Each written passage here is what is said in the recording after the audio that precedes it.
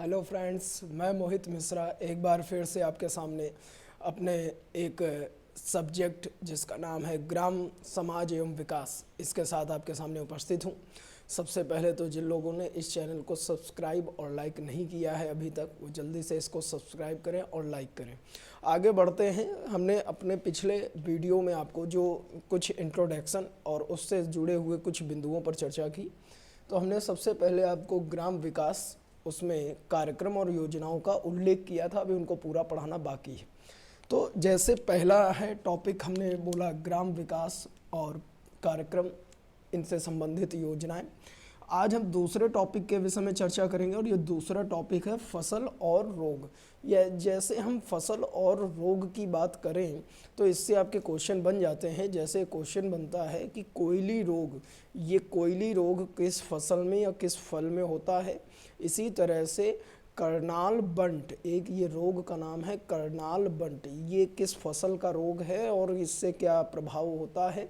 खैर, एक रोग का नाम है खैर, तो ये खैर रोग किस कारण होता है या किस फसल में होता है, तो ये चीज़ें आज डिस्कस करेंगे फसल और रोग में।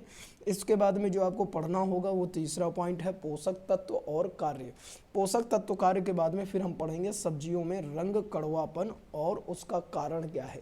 तो ये सभी के सभी क्वेश्चन यूपी ट्रिपल एससी में कई बार पूछे जाते हैं और जैसा कि लेखपाल की भर्ती आ रही है, उसके आगे आरओ एआरओ की भी भर्ती आने वाली है। तो इन सभी यूपी ट्रिपल एससी की भर्तियों में ये ग्राम समाज एवं विकास टॉपिक बहुत इंपॉर्टेंट होता है। तो आइए उसी से जुड़ा हुआ आज एक टॉपिक पढ़ते हैं और इस टॉपिक का नाम है फसल व रोग। फसल और रोग के विषय में जब हम चर्चा करते हैं तो कौन कौन से आखिर फसलें जो मुख्य इंपॉर्टेंट हैं उनकी बात पहले कर ले रहे हैं। तो जैसे फसल और जब हम रोग के विषय में चर्चा करते हैं, ये हम एक बार फिर से इसको लिख दे रहे हैं। आप लोग जो लोग नोट कर रहे हैं इसको ध्यान से आप नोट करते चलें। तो सबसे पहले हम जिस फसल के विषय में चर्चा करेंगे बहुत इंपॉर्टेंट है और इस फसल का नाम है धान। अब इस धान में आपको पता है कि धान यानी चावल की बात करें तो चावल में पश्चिम बंगाल भारत में सबसे अग्रणी है। भारत में पश्चिम बंगाल सबसे अग्रणी है। किसमें अग्रणी है? चावल यानी धान में। अच्छा, चावल के लिए 150 सेंटीमीटर वर्षा होना अनिवार्य है और इसके लिए जो टेम्परेचर होना चाहिए वो 27 डिग्री सेल्सियस का होना चाहिए। इसकी किस्में भी हम आगे आपको पढ़ाएंगे जो धान की किस्में होती हैं। जैसे धान की किस्मों की बात करें तो एक आपके लिए क्वेश्चन हम छोड़ रहे हैं जिसको हम वीडियो के लास्ट में इसका आंसर बताएंगे। क्वेश्चन मेरा ये है कि अनाज उत्पादन में पहली बायोटिक फसल का नाम क्या है।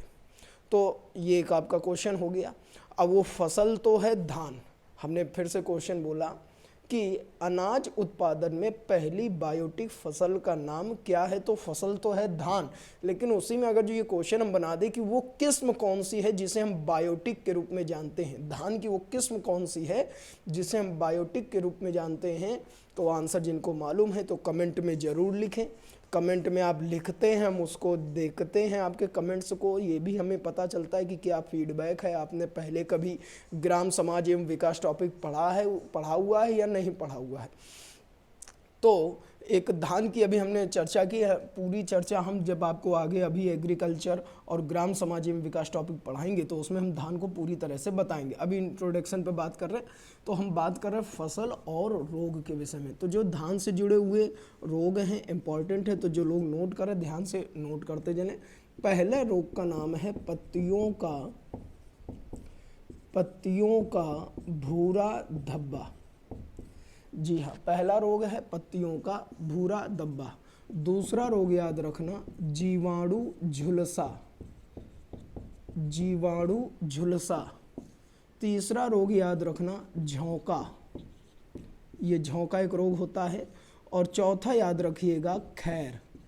ये खैर की अगर जो हम चर्चा करते हैं, ये खैर किसके कारण होता है, तो ये जिंक की कमी के कारण होता है।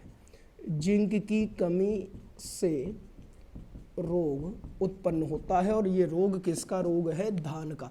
कई रोग हो सकते हैं लेकिन हम जो इम्पॉर्टेंट रोग हैं सिर्फ उन्हीं पर चर्चा कर रहे हैं जो आपके एग्जाम में पूछे जाते हैं या पूछे जा सकते हैं। तो पहला हमने लिखा पत्तियों का भूरा धब्बा, दूसरा लिखा जीवाणु झुलसा, तीसरा है झोंका और चौथा कौन सा है? खैर। जल्दी से इनको नोट कर ले, आगे बढ़ते हैं। नोट कर लिया होगा अब आपने, ठीक है। अब धान के बाद में आगे बढ़ते हैं और चर्चा करते हैं अगले फसल की ओर, और अगली फसल का नाम है मक्का। मक्का। तो जब हम मक्का की चर्चा करते हैं तो मक्का में जो रोग है, सबसे पहले तो एक क्वेश्चन बड़ा इंपॉर्टेंट बनता है कि तुलसिता रोग, ये याद रखिएगा। तुलसिता रोग ये किससे संबंधित है? तो तुलसिता रोग ये मक्का से संबंधित है। इसके अतिरिक्त, तुलसिता रोग के अतिरिक्त पत्तियों में झुलसा रोग। जल्दी जल्दी आप नोट करें, जो लोग इन पॉइंट्स को नोट करते जा रहे हैं। पत्तियों में झुलसा रोग, इसके बाद में आपने नोट कर लिया होगा। फिर आगे बढ़ते हैं।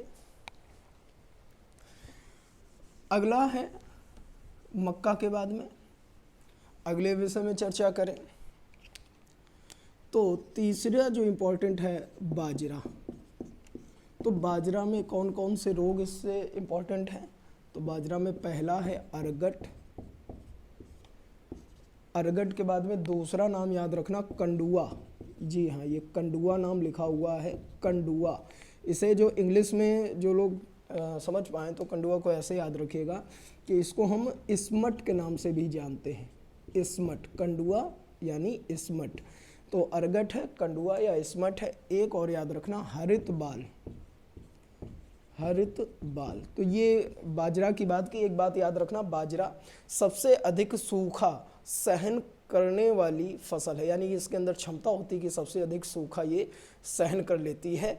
तो बाजरा की अभी हमने चर्चा की। बाजरा के बाद में, अच्छा बाजरा ये कौन सी फसल में आती है? जल्दी से कमेंट में बताएं। बाजरा जो ये फसल आप नोट कर रहे हैं, जिससे जुड़े हुए रोग आप नोट कर रहे हैं, जो बाजरा की फसल में होने वाले रोग हैं, तो उसमें बाजरा की अगर जो हम चर्चा करें तो ये कौन सी फसल में आती है? याद रखना कि सबसे पहले बोई जाने वाली फसल का नाम क्या है? तो सब देखिए, जब हम एक हिंदी वर्णमाला की बात करते हैं तो का आता है, फिर खा आता है। तो जैसे एक रबी की फसल है, फिर एक खरीफ की फसल आ जाती है, फिर एक जायद की फसल है। तो जब हम अल्फ़ाबेटिकली जाते हैं का, खा, गा, घा, अंगा, तो उसमें सबसे पहले खा आता है, फिर रा आता है, फिर जा आता है। यानी कि सबसे पहले हम अल्फ़ाबेट की बात करें, ये याद करने का तरीका है कि सबसे पहले खाया, तो यानी सबसे पहले बोई जाने वाली फसल है खरीफ। खरीफ की ही एक फसल है कौन सी? बाजरा। खरीफ की फसल कब बोई जाती है? आंसर बताएं जल्दी से कमेंट में, हम उसको चेक करेंगे। चलिए, ये आपने नोट कर लिया होगा। अगली फसल की ओर हम लोग बढ़ते हैं।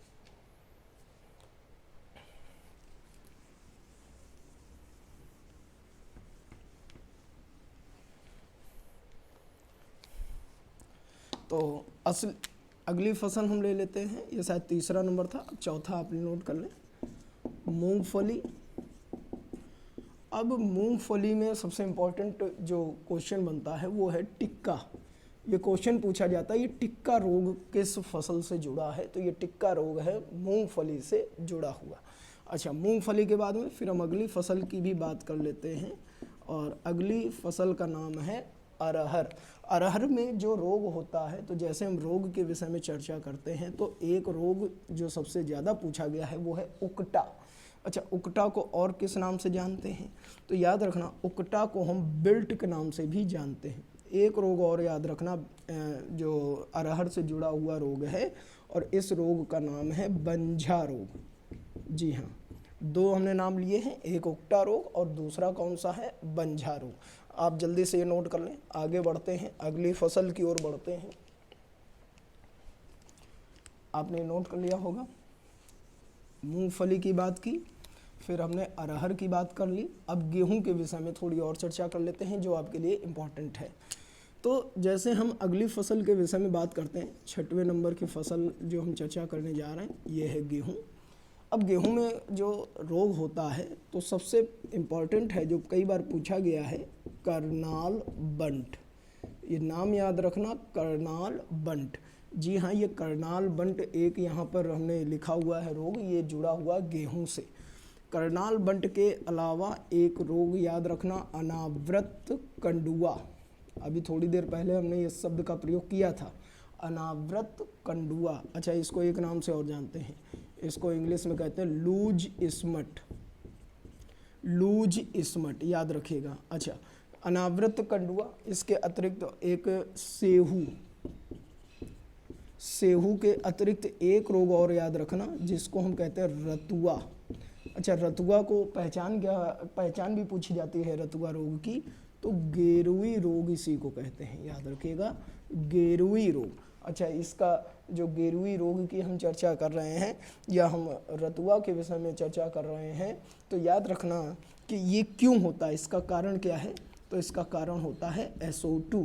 ये सल्फर डाइऑक्साइड एक गैस होती है जो ग्रीन हाउस गैस कहलाती है, और इस गैस का नाम है रतुआ यानी गेरुई रोग या SO2। जल्दी से इसको आप नोट कर लें। ठीक, आपने नोट कर लिया होगा।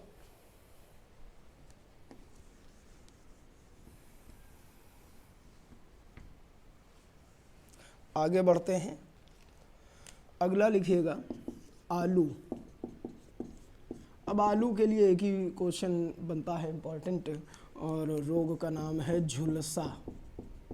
जी हाँ, रोग का नाम है झुलसा। आलू के बाद में गन्ना भी है। अब गन्ना में एक है तना सड़न, जिसको हम